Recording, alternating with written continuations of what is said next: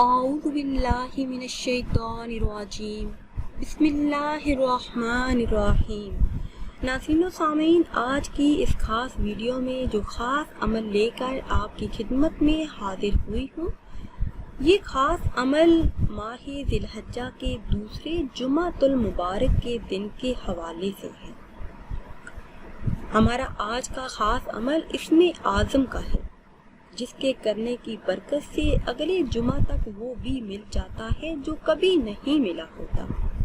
مشکل سے مشکل حاجات پوری ہوتی ہیں، دعائیں قبول ہوتی ہیں۔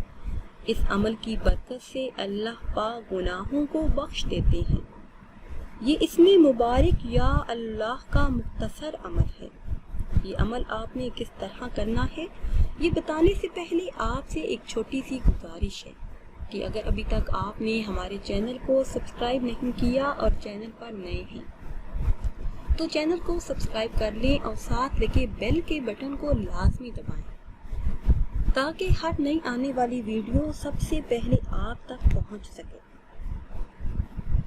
پیاری اسلامی بہنوں اور بھائیوں، جمعۃ المبارک کے دن کی فضیلت اس سے بڑھ کر اور کیا ہوگی کہ اللہ پاک نے اپنے پاک کلام قرآن مجید فرقان حمید میں ایک سورہ مبارکہ اتاری، جس کا نام بھی سورہ جمعہ ہے، جو پارہ نمبر 28 میں موجود ہے۔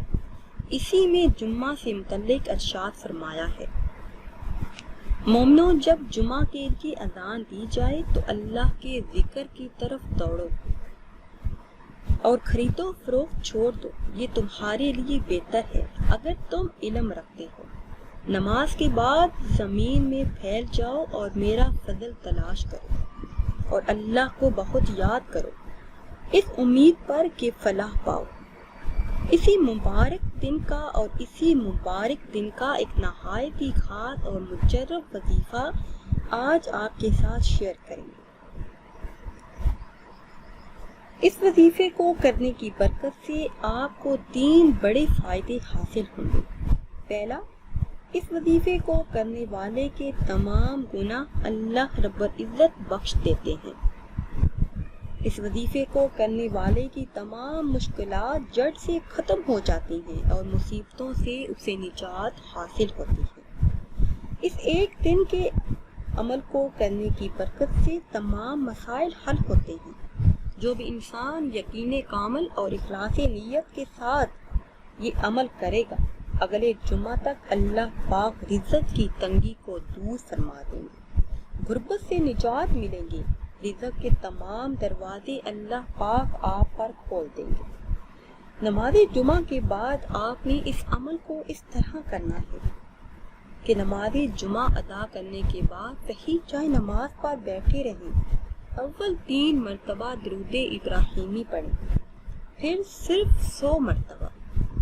100 مرتبہ یا اللہ یا باریو، یا اللہ یا باریو، ان اسماء کا آپ نے ورد کرنا ہے۔ آخر میں پھر 3 مرتبہ درود ابراہیمی پڑھ لیں، پھر ہاتھ اٹھا کے عاجزی اور انکساری کے ساتھ اللہ عز و جل سے اپنی حاجات کے پورا ہونے کے لیے دعا کریں، تو انشاءاللہ عز و جل اللہ پاک آپ کی دعاؤں کو قبول فرمائیں گے۔ جو بھی آپ کی جائز حاجات ہیں وہ پوری ہوں گی۔ اگر رزق کے متعلق کوئی مسئلہ ہے، پسند کی شادی کا مسئلہ ہے، اولاد نرینہ کا مسئلہ ہے، آپ یہ وظیفہ بیٹے کے لیے کرنا چاہتے ہیں، یا پھر کسی بھی بڑی مشکل سے نجات کے لیے، مصیبت سے چھٹکارا پانے کے لیے، گھر کی بے برکتی دور کرنے کے لیے، تو انشاءاللہ عز و جل تمام مسائل حل ہو جائیں گے۔ ناظرین و سامعین، امید کرتے ہیں کہ آج کے یہ خاص ویڈیو آپ کو پسند آئی ہوگی۔